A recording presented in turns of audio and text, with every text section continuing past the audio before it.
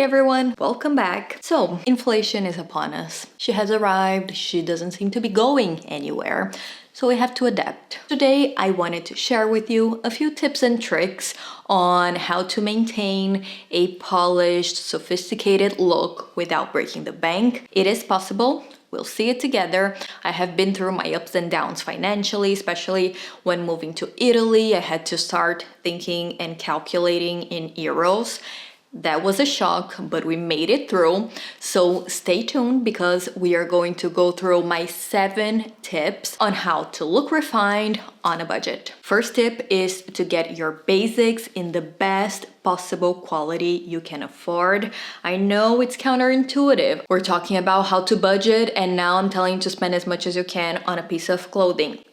Hear me out. The golden rule to looking polished is wearing clothes that look crisp, that look well cut, that look high quality. And the basics in your wardrobe are the clothes that you wear the most, are the ones that people see more often, are those building blocks that you end up combining with other pieces, and they are the ones that take the most wear and tear, the ones you wash more often, the ones that have to have a better structure in order to still look good for a long period of time. So defining those basics, understanding which are these essentials that are going to be multifunctional in your wardrobe, and then investing more money on them than maybe on something that you won't wear as much is just smart finance, in my opinion. Start with what you can afford as much as you can, and then you start upgrading it. So maybe this year you cannot get any wool, but next year you can get a mix with a wool and an acrylic, and then the year next you can get a wool, and then the following one you can get some cashmere. So just think about your fashion life in phases. Don't think that you have to spend all of your money right now, but do dedicate more of your budget to your basics. You thank me later. Tip number 2 is to not create problems for yourself. And in this case, I am particularly talking about beauty treatments. Looking manicured, groomed, presentable is also a golden rule of looking beautifully sophisticated and polished. And beauty treatments can be a problem solver, but they can also be a pit of money. Once you start with certain treatments, sometimes it's really hard to go back. It becomes a constant expense. You'll end up feeling completely dependent on those specific cosmetic procedures to feel like yourself. And that can be very tricky if you have to balance your budget at the end of the month. So I would say invest a little bit more time, more effort, and try and learn things that you can do at home. For instance, I don't go to manicures. I think that it is a bit of a waste of money. I will usually go as a treat to myself, maybe every 2 months, maybe once every 6 months, but it's never something that is part of my routine. And it really helps. I just found a technique that I can implement on my day-to-day that doesn't take up a lot of time and that looks presentable. In this case, London Town Illuminating Nail Concealer, it's the bomb. But for you, it could be learning how to thread your own eyebrows. Could be getting one of those IPL treatments that you can use to remove your hair from home. It could be learning how to blow dry your own hair. All of those things I do feel like are not necessary to resort to a professional to get done. And then if you do want to get any beauty treatments, you will focus on things that you are not able to sort out by yourself. And it's not just a matter of being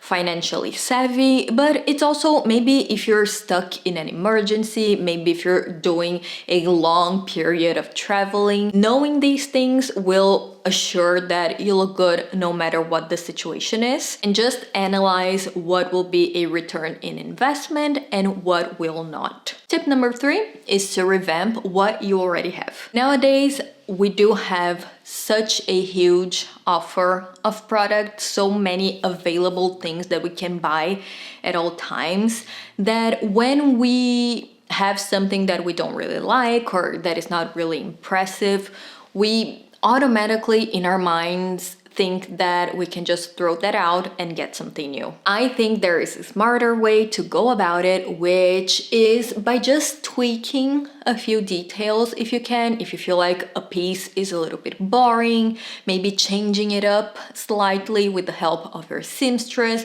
with the help of a tailor, can make a big difference. Changing buttons, dyeing pieces, changing lengths, switching up a few accessories or details, just getting those creative juices flowing, and at the end of the day you will have spent way less to remake a piece that will be completely original. No one will have something similar, and it will have been done for you. For instance, I bought this little bag from Parfois a few years ago, and I loved the body of it, but I hated the chain it came with. It just looked cheap, kind of low quality. So what I did, instead of throwing the bag out or wearing it a couple of times and getting tired of it, I just got myself a new strap from Amazon, and it looked 1,000 times better. It's one of my most worn bags. Everybody asks me where I got it, and it was a very simple tweak that didn't cost too much but made a huge difference. Tip number 4 is to always go for a neutral color or a classic print. I think this is a great tip, especially if your budget only allows you to buy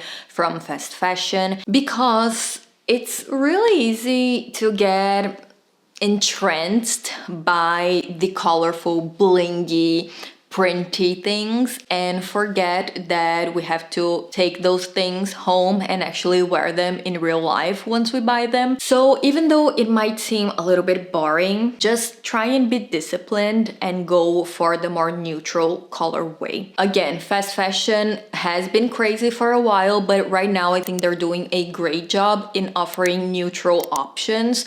So stay away from the hot pinks, the neon greens, get yourself some navy, some white, some black, some beiges, some camel. I know it can sound boring, but you can maybe play around a little bit more with the silhouettes, with the cuts, and leave the colors on the more neutral space. These shades are much easier to style. They are also more timeless, so you'll be able to wear them throughout a bunch of different seasons, and they usually don't give away the lower price tag as much, so you can still look sophisticated, look elegant without breaking the bank. Prints and patterns can be a little bit tricky, so again, I would stay on safe territory and go for classics. So maybe some nautical stripes, a little bit of argyle, some tartans, some houndstooth, equestrian things I think can always add a bit of luxe to an outfit, even if it's from H&M. Just make sure to get a good looking print that doesn't look wonky, that doesn't look faded, and you'll get yourself a bit of a higher end result. And if you're going for something that is a little bit bolder, try and be very critical about it. I am a big fan of leopard prints, but I know exactly the type of leopard print that I like. I don't like it too yellow, I don't like it too graphic, I don't like it too spotty, I don't like it too bright, too white. It just has to be perfect for me to pull the trigger. Tip number 5 is to get acquainted with luxury, with high quality, for the eventuality of your budget growing and you actually being able to afford it. It is so important to feel those fabrics on your hands, understand where a shoulder should fall, understand how a closure should look like, understand how a pair of trousers should fit you, how a high-end pair of shoes should feel. All of these things, I'm not saying for you to get into the temptation of buying or to get you depressed about not being able to afford them, but just so that you build a bit of a standard when it comes to clothing, and then when you are at your price range shopping for something, you will have those guidelines, you will have those limits that you're not willing to negotiate on, so that you can look polished and wear clothes that fit you properly and that look high quality. Train your mind, train your eye to be selective. Don't compromise on things that you feel like you shouldn't compromise on, because we all have felt that way of buying something in the store that sort of looks okay but sort of doesn't, and never wearing it again, and you just took that money and you threw it in the trash basically. We do not want to do that. We want to be able to be proud of our wardrobes and to wear everything, even if it is at a lower price point. I've said this 1,000 times. I love Zara's blazers. I think they look extremely well made. They are worn by celebrities, by royalty, and you don't have to break the bank. But I only came to that conclusion after looking at thousands of very poorly made blazers. So don't budge, don't negotiate with yourself. Know exactly what you want, and then maybe eventually, when you do have the budget to spend more money on clothes and accessories, you will understand what is worth your money and what maybe you can get at a lower price point. But even if that never happens, having that perspective, having those standards will always help you in the end. Tip number 6 is to avoid one-hit wonders. This is plain logic, but we have all fallen into that trap of buying something that we can only wear once or to one specific occasion or context. If you want to save money, you have got to avoid the temptation of getting pieces that you can only wear to one occasion or to one context. It just does not make any sense.